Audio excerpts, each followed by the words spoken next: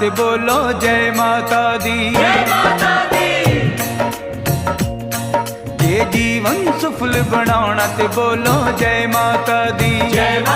जे जीवन सफल बनाना ते बोलो जय माता दी। जे मां दा दर्शन पाना, जे मां दा दर्शन, जे मां दा दर्शन पाना ते बोलो जय माता दी। जे जीवन सफल बनाना ते बोलो जय माता दी। जे जीवन सफल बनाना ते बोलो जय माता दी।